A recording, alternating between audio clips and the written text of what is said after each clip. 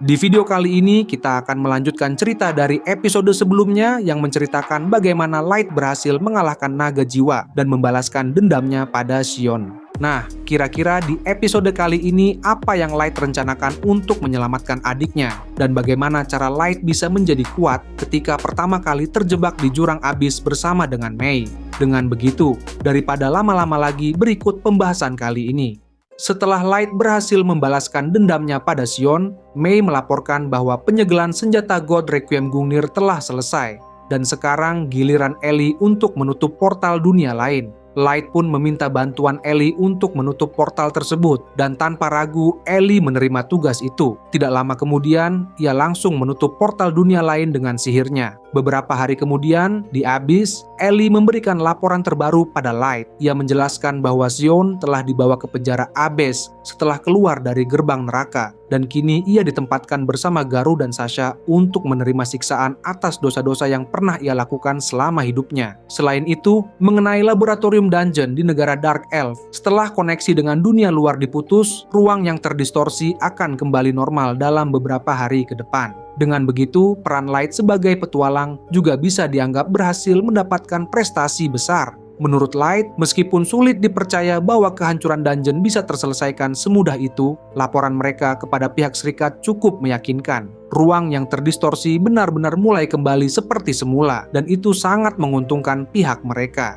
Kemudian, Ellie menambahkan bahwa party Yudo yang tidak kembali dari dungeon telah dilaporkan pada pihak serikat sebagai tewas di dalam dungeon. Selain itu, Xion juga dianggap mati karena evakuasi yang terlambat dan mayatnya diyakini telah dimakan monster. Light lalu menjelaskan hal yang sebenarnya terjadi. Mereka semua sebenarnya telah dibawa ke penjara Abyss dan ingatan party Yudo telah dibaca. Dari sana terbukti bahwa mereka telah menculik dan membunuh banyak manusia tak bersalah dan saat ini mereka dieksekusi untuk menebus dosa-dosanya. Setelah itu, Ellie menyinggung soal informasi mengenai master yang disebutkan Yudo di laboratorium dungeon. Menurut Yudo, baru-baru ini muncul seorang master di kerajaan manusia. Dari informasi lain yang ia dapatkan, di daerah utara kerajaan manusia terdapat seseorang yang sangat kuat meskipun ia hanya manusia. Meski sepertinya rumor itu belum bisa dibuktikan. Namun menurut Light, meskipun hanya rumor, kebetulan kampung halamannya terletak di bagian utara kerajaan manusia. Jika rumor itu benar, mungkin saja keberadaan master tersebut adalah penyebab kampung halamannya hancur. Tapi jika benar itu seorang master, Light sama sekali tidak tahu apa motif dibalik tindakannya. Mendengar itu, Ellie meminta maaf pada Light karena kurangnya informasi yang berhasil ia kumpulkan. Ia merasa dirinya tidak bisa memberikan jawaban yang bermanfaat, tapi Light mengatakan bahwa itu bukan salah Ellie.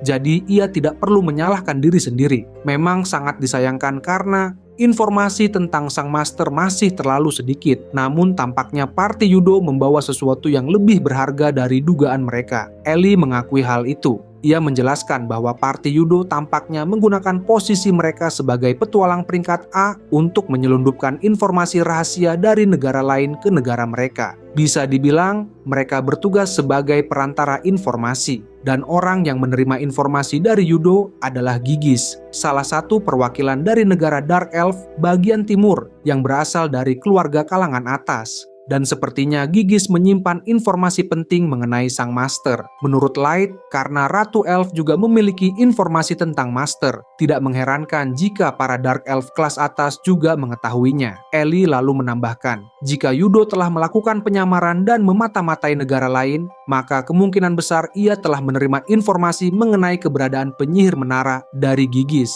Dari sana, Yudo bisa saja memperoleh informasi tentang master dari para petinggi negeri Elf. Setelah mendengar analisis Ellie, Light langsung memujinya. Ia benar-benar mengandalkan Ellie untuk mengurus urusan negara Dark Elf, sekaligus menjalankan kembali perannya sebagai penyihir menara. Karena Ellie sudah melakukan begitu banyak pekerjaan, Light pun bertanya padanya, apa hadiah atau balasan yang harus ia berikan. Mendengar itu, Ellie langsung menggeleng sambil berterima kasih. Baginya, kebahagiaan terbesar sebagai bawahan adalah bisa berguna bagi Light, sehingga ia tidak membutuhkan hadiah apapun. Namun, jika Light tidak keberatan, Ellie meminta kesempatan untuk mengucap sumpah setia sekali lagi dan memohon izin untuk mencium kaki Light sebagai bentuk kesetiaan yang paling dalam. Namun sebelum Ellie selesai berbicara, Mei tiba-tiba masuk ke ruangan dan membuat Ellie terkejut. Ellie langsung merasa kesal karena laporannya disela begitu saja. Tetapi Mei buru-buru meminta maaf,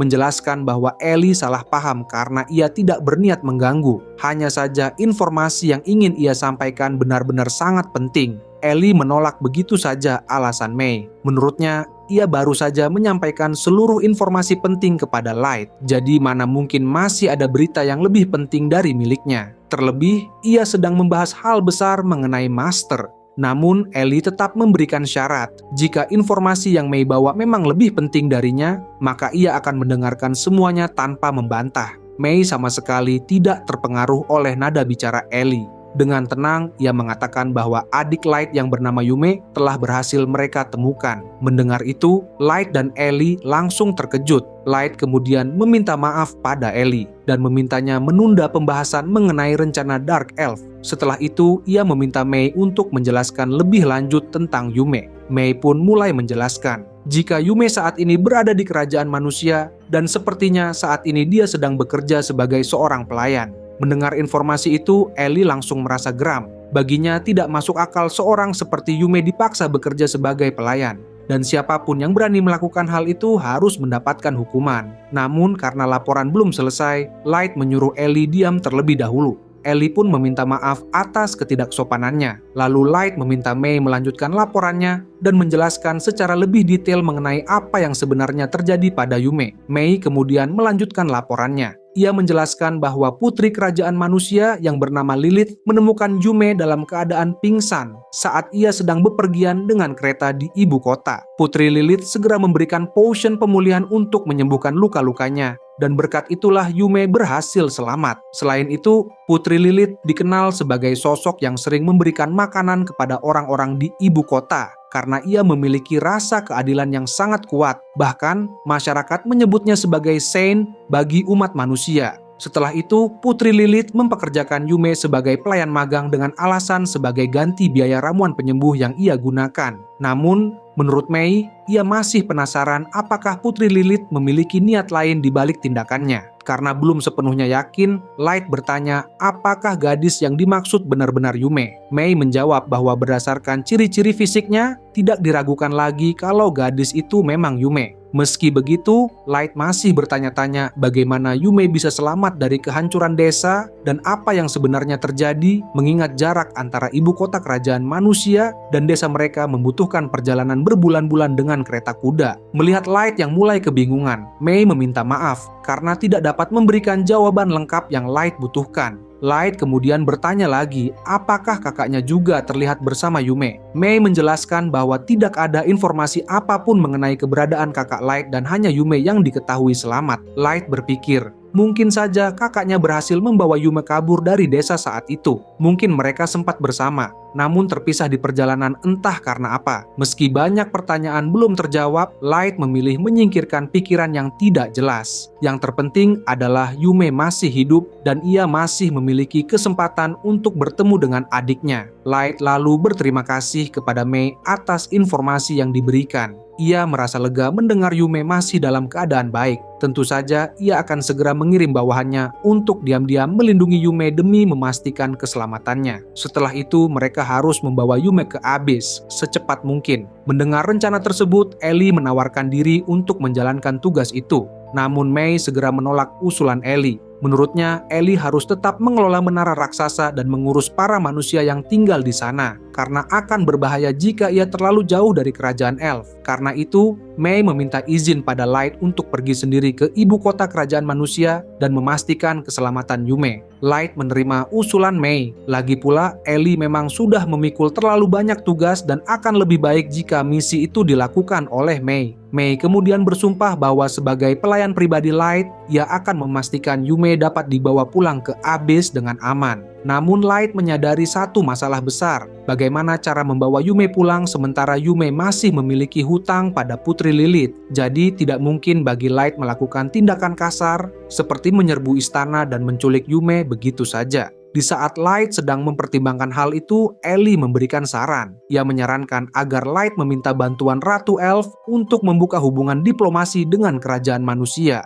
Kemudian, mereka bisa meminta Putri Lilith untuk mengunjungi menara raksasa. Karena apabila Putri Lilith benar, seperti yang digambarkan suka menolong dan memiliki hati yang baik, maka ia pasti tidak akan menolak undangan resmi untuk datang ke menara raksasa. Light langsung memahami maksud dari ide Ellie, karena dengan cara itu mereka bisa membawa Yume saat menemani Putri Lilith berkunjung ke menara raksasa. Ellie juga menambahkan bahwa nantinya Light bisa menyambut Putri Lilith secara resmi dan sekaligus mengucapkan terima kasih atas kebaikannya. Mendengar rencana tersebut, Light menganggap ide Ellie kali ini benar-benar luar biasa, sehingga ia meminta agar persiapan untuk membawa Yume kembali segera dilaksanakan. Ellie yang sangat senang mendapat kepercayaan itu tentu siap menjalankan tugasnya. Ia segera pergi untuk memerintahkan Ratu Elf dan menyusun rencana sesuai gagasan tersebut. Setelah Ellie keluar dari ruangan, Light meminta Mei untuk memastikan keberadaan Yume secara langsung. Barulah setelah itu mereka merancang langkah berikutnya untuk membawa Yume kembali ke Abyss. Begitu Mei pergi menjalankan tugasnya, Light akhirnya bisa merasa sedikit lega karena laporan itu datang langsung dari Mei. Kemungkinan besar gadis itu memang Yume. Meski begitu, ia tetap harus siap jika pada akhirnya gadis itu bukanlah adiknya. Meskipun keberadaan kakaknya masih belum diketahui, Light percaya ia akan menemukannya suatu hari nanti. Namun untuk saat ini, setidaknya satu bagian penting yang hilang dari hidupnya pada hari itu, akhirnya bisa ia dapatkan kembali. Dan tidak peduli siapapun musuh yang harus ia hadapi, Light pasti akan menyelamatkan keluarganya. Lagi pula, selama 3 tahun ini ia sudah mengumpulkan kekuatan yang cukup untuk menghadapi apapun, dan sekarang waktunya menggunakan seluruh kekuatan itu. Untuk memahami bagaimana Light bisa membangun negara di Abyss, memiliki kekuatan yang begitu besar, dan mendapatkan banyak bawahan, kita perlu kembali ke 3 tahun lalu, ke saat ketika Light pertama kali diselamatkan oleh Mei. Pada waktu itu, Light sedikit sadar merasakan kehangatan dan kelembutan dalam pangkuan paha Mei. Ia sempat bingung kenapa bantalnya terasa harum, kasurnya empuk, dan semuanya mengingatkannya pada tempat tidur yang biasa ia gunakan saat masih bersama rekan partinya. Kenangan bersama partinya membuat Light tersentak dan langsung terbangun dari tidurnya.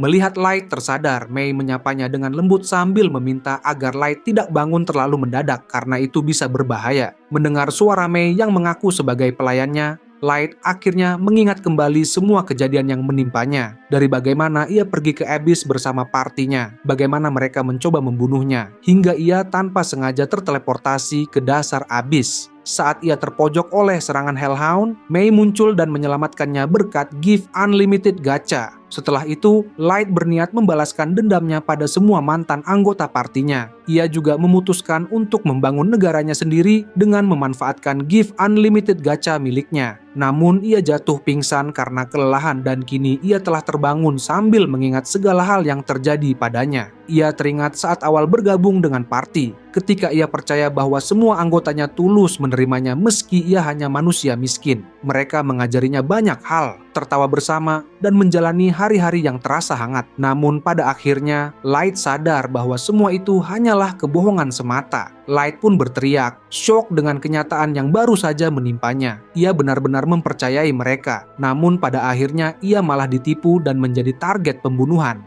Melihat Light yang kebingungan dan kalut, Mei segera memeluknya dan mencoba menenangkannya. Mei memahami betul rasa sakit yang Light rasakan setelah dikhianati oleh mantan anggota partinya. Namun baginya, Light tidak perlu takut lagi, karena kini ia ada untuk Light. Bahkan jika musuh Light adalah seorang dewi sekalipun, Mei akan tetap berada di sisi tuannya. Mendengar kata-kata itu, Light hanya bisa menangis terseduh-seduh dalam pelukan Mei. Setelah cukup tenang, Light meminta maaf karena telah memperlihatkan sisi dirinya yang menurutnya memalukan. Tapi setidaknya ia merasa lebih baik. Namun Mei justru tersenyum lembut dan berkata bahwa tidak ada hal aneh dari apa yang Light lakukan. Ia bahkan senang bisa melihat sisi lain dari tuannya. Light terdiam dan mulai merasa malu, sekaligus gugup berada begitu dekat dengan Mei. Untuk menghindari suasana yang semakin canggung, Mei mengalihkan pembicaraan ke hal lain, yaitu soal makanan. Ia menyarankan agar mereka mencoba mendapatkan bahan dan bumbu masak melalui gift unlimited gacha milik Light. Kalaupun bahan tidak muncul, mereka bisa menggunakan monster sebagai sumber makanan. Meski Mei menegaskan bahwa ia tidak akan membiarkan Light memakan daging makhluk buruk rupa semacam itu. Light berkata bahwa yang biasanya keluar dari giftnya hanyalah roti berjamur yang kotor.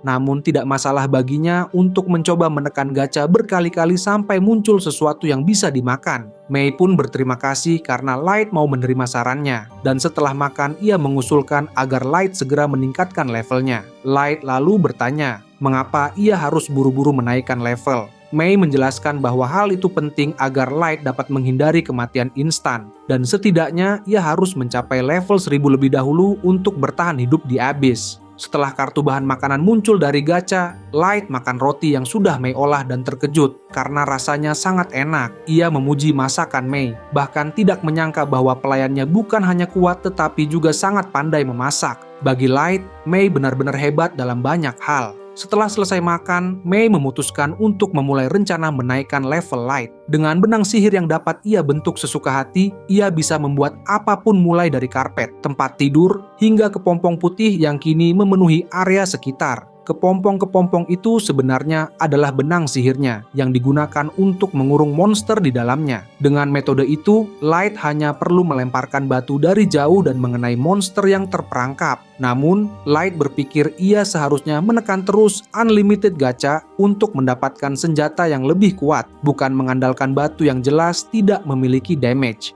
Mei setuju, tetapi mengingat Light masih berada di level 15, ia merasa risiko terlalu besar jika terjadi sesuatu di luar dugaan. Meskipun ia berada di sisi Light, ancaman tetap bisa datang kapan saja. Dengan sedikit membungkuk, Mei meminta maaf jika sikapnya terlihat terlalu protektif. Light pun memahami bahwa kekhawatiran Mei tidak berlebihan. Jika monster berlevel di atas 5000 tiba-tiba muncul, luka saja sudah mengerikan, apalagi serangan yang bisa langsung membunuhnya. Wajar jika Mei ingin mengantisipasi segala kemungkinan buruk demi keselamatan dirinya. Setelah memikirkannya, Light berterima kasih karena Mei selalu mengkhawatirkannya dan akhirnya ia bersedia mengikuti rencana melempar batu. Kemudian mereka pun memulai dari monster yang paling dekat. Di hadapan mereka sudah ada seekor monster yang terbungkus rapat di dalam kepompong sihir milik Mei. Saat kepompong itu dibuka sebagian, terlihat kepala monster yang dulu pernah menyerang Light. Monster itu adalah Snake Hellhound berlevel 1000. Mei menyisakan bagian kepala saja agar Light bisa menyerangnya dengan aman.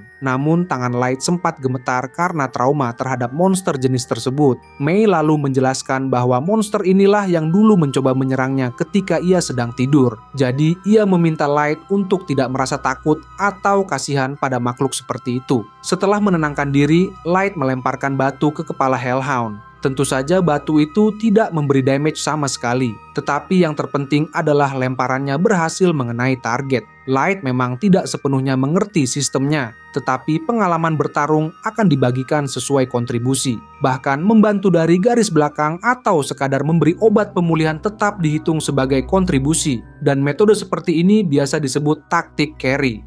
Biasanya taktik ini dilakukan oleh satu party lengkap, sehingga petualang bisa menaikkan level tanpa harus ikut bertarung secara langsung. Walaupun poin pengalaman yang didapat tidak terlalu besar, namun dalam kasus ini hanya ada Light dan Mei, dan karena Mei sebagai bawahan tidak bisa naik level, sebagian besar poin pengalaman otomatis akan masuk pada Light. Dengan kata lain, ini adalah cara paling efisien untuk meningkatkan levelnya. Setelah lemparannya mengenai target, Mei langsung menarik benang sihirnya dan membunuh Hellhound dalam satu gerakan. Light hanya bisa terpana melihat betapa mudahnya Mei mengalahkan monster berlevel 1000 seolah itu bukan apa-apa. Setelah itu, Mei bertanya apakah Light sudah naik level. Light segera membuka layar statusnya dan terkejut saat melihat levelnya sudah melonjak hingga level 70. Melihat perkembangan sebesar itu tentu membuatnya senang. Mei pun mengucapkan selamat namun mengingatkan bahwa ini baru permulaan karena masih banyak Hellhound yang harus mereka taklukkan. Singkatnya, Light terus berlatih dengan cara yang sama sambil perlahan menaikkan levelnya. Semakin tinggi levelnya, serangannya pun mulai memberi damage, meskipun masih kecil. Namun bagi Light, itu sudah menjadi bukti bahwa ia benar-benar berkembang dan sedikit demi sedikit tubuhnya mulai terasa lebih kuat. Meski begitu, Light ingin menjadi lebih kuat lagi. Baginya, tidak ada yang lebih penting daripada meningkatkan statistik agar bisa bertahan hidup. Karena itulah Light bertekad memperkuat dirinya agar tidak terus-menerus menjadi beban bagi Mei. Setelah merasa Light sudah cukup mampu menghasilkan damage yang berarti, Mei memutuskan bahwa sudah waktunya Light terjun langsung bertarung melawan Hellhound. Dengan begitu, ia bisa memperoleh poin pengalaman jauh lebih banyak daripada hanya melempar batu. Kali ini, Light dibekali pedang dan perisai, lalu menghadapi Hellhound secara langsung agar bisa berkembang lebih cepat. Saat berhasil mengalahkan Hellhound untuk pertama kalinya, Light mengecek layar statusnya, dan hampir tidak percaya melihat levelnya yang kini sudah mencapai level 1000. Ia benar-benar terkejut, terutama karena sebagai manusia, ia tidak pernah membayangkan bisa melampaui kekuatan 5 ras lainnya. Mei hanya tersenyum dan berkata bahwa semua itu adalah hasil usaha Light sendiri, dan tidak ada yang mustahil jika ia terus berjuang. Dengan sedikit membungkuk, Mei kembali meminta maaf karena tidak bisa mengumpulkan monster yang lebih kuat lagi. Namun Light merasa itu tidak perlu. Menurut pengetahuan yang ia dengar dari para petualang di Serikat, tidak ada ras manusia yang mampu melampaui batas tersebut. Saat mengingat hal itu, Light bertanya-tanya sendiri, bagaimana mungkin ia bisa menembus batas yang seharusnya tidak bisa dilewati manusia. Mei tidak memahami maksudnya, jadi Light menjelaskan apa yang pernah ia dengar. Setiap ras memiliki batas pertumbuhan tertentu, misalnya manusia di sekitar level 100, centaur di level 200 sampai 300, kurcaci di level 500 hingga 700, ras iblis di level 300 sampai 1000, sementara elf, dark elf, dan dragonwet bisa mencapai level 1000. Karena itu Light merasa aneh bagaimana dirinya yang seorang manusia bisa menembus sampai level 1000. Mei lalu berpendapat bahwa meskipun Light berasal dari ras manusia, tampaknya ia tidak memiliki batasan tersebut. Menurutnya, jika manusia terlihat tidak mampu melewati level tertentu, bukan berarti itu batasan ras mereka dan bisa saja hanya karena poin pengalaman yang mereka kumpulkan tidak pernah cukup untuk melewatinya. Dengan kata lain, mungkin sejak awal batas level itu sebenarnya tidak ada, dan setiap individu hanya membutuhkan jumlah pengalaman yang berbeda untuk menembusnya. Light mulai memahami alasan mengapa ia bisa mencapai level 1000, dan ucapan Mei memang terdengar masuk akal. Setelah itu, Mei melanjutkan bahwa monster di dungeon tersebut tampaknya sudah tidak cukup kuat untuk membuat level Light naik lebih tinggi lagi. Namun Light memberitahu bahwa dungeon Abyss sangatlah luas, dan dianggap sebagai yang paling kuat sekaligus paling mengerikan di dunia. Karena itu, selalu ada kemungkinan keberadaan monster berlevel jauh lebih tinggi di tempat yang lebih dalam. Mendengar hal itu, Mei memutuskan untuk menghentikan sesi kenaikan level hari itu dan menyarankan agar Light beristirahat, mengingat ia sudah terus-menerus bertarung tanpa henti. Untuk menghilangkan keringat dan kotoran sebelum makan, Mei memberi saran agar mereka mandi air panas bersama. Light langsung bingung karena pemandian air panas hanya dimiliki para raja dan bangsawan. Mustahil menurutnya membuat tempat seperti itu di lokasi terpencil, apalagi di dasar abyss. Bahkan membuat air panas dalam jumlah besar saja sudah sulit, belum lagi menampungnya dalam bak mandi besar. Tetapi bagi Mei, itu bukan masalah sama sekali. Dalam waktu singkat, ia berhasil membuat pemandian air panas yang sempurna. Light benar-benar takjub dan langsung mengecek air di dalam bak dan benar saja, airnya sudah panas. Mei menjelaskan bahwa bak mandi itu ia bentuk dengan kekuatan sihirnya, lalu mengubah energi sihir menjadi air panas, dan menjaganya tetap hangat dengan skill miliknya. Setelah semuanya siap, Mei menawarkan diri untuk membasuh tubuh Light terlebih dahulu. Sebelum ia masuk ke bak, Light sempat bingung dan malu, namun Mei menjelaskan bahwa sebagai pelayan pribadi, sudah sewajarnya seorang pelayan mandi bersama tuannya. Light tidak tahu banyak tentang kebiasaan kalangan bangsawan, tapi jika Mei berkata begitu, ia merasa ada benarnya juga. Akhirnya, Mei membantu membasuh Light, lalu mereka mandi bersama di bak air panas. Mei juga memastikan bahwa mulai hari itu, mandi bersama setelah latihan akan menjadi rutinitas harian mereka sebelum makan. Semua itu dilakukan demi menjaga kebersihan dan kesehatan Light selama mereka tinggal di Abyss selama sebulan penuh. 1 bulan pun berlalu. Setelah menghabisi begitu banyak monster di Abyss, Light akhirnya mencapai level 4000 dan sekarang dilengkapi dengan pakaian baru dan senjata kelas fantasma berupa tombak. Saat ini, monster-monster di Abyss berada pada kisaran level 1000 hingga 4000 dan seperti yang pernah Mei katakan, level Light kini mulai sulit meningkat meskipun ia sudah membunuh banyak monster. Menurut Mei, semua pencapaian ini berkat gift unlimited gacha milik Light dan sekarang mereka bisa menggunakannya untuk hidup dengan nyaman dan mewah meskipun berada di kedalaman Abyss. Light mengangguk setuju, dan menurutnya hidup di Abyss justru jauh lebih baik dibandingkan kehidupannya saat berada di permukaan. Kemudian Light bertanya pada Mei bagaimana caranya ia bisa terus menaikkan level, mengingat tujuannya adalah mencapai level 9999. Jika terus berjalan seperti sekarang, itu jelas mustahil baginya. Melihat keresahan Light, Mei mencoba menawarkan sebuah ide. Ia menyarankan agar Light menggunakan gift miliknya untuk memanggil makhluk berlevel tinggi, lalu setelah itu ia bersedia mengorbankan diri demi membantu Light naik level lebih cepat. Namun begitu mendengar ide itu, Light langsung marah. Baginya, mengorbankan Mei sama saja seperti mengkhianati rekannya sendiri, dan ia tidak ingin menjadi orang seperti mantan partinya yang dengan mudah mengkhianati teman. Melihat reaksi Light, Mei segera meminta maaf sambil merendahkan diri dan menyesali kata-katanya. Light segera memeluk Mei dan meminta agar ia tidak pernah memikirkan hal seperti itu lagi. Jika bukan karena Mei, Light tidak akan bertahan hidup sejauh ini. Mei pun membalas bahwa apapun yang terjadi, ia akan selalu berada di sisi Light. Soal usulannya tadi, Light tetap menolak keras. Namun ia memang benar-benar ingin menaikkan levelnya. Karena itu, ia memutuskan untuk mengalahkan bos monster penjaga Abyss yang menjaga inti dungeon dan memiliki level sekitar 5.000.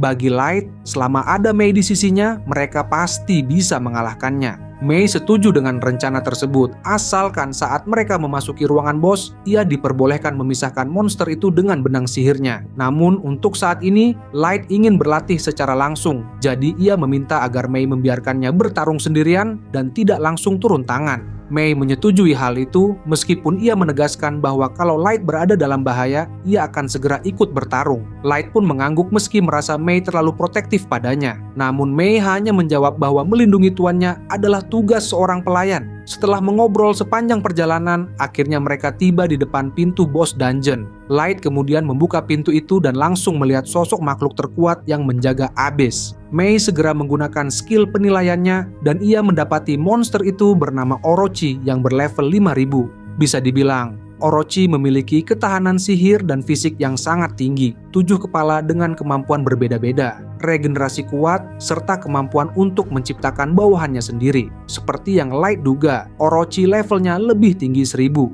Maka jika seperti itu, ia bisa saja kalah saat menghadapinya. Itu saja untuk pembahasan cerita kali ini. Jangan lupa untuk like, share, and subscribe. Sampai jumpa di video berikutnya.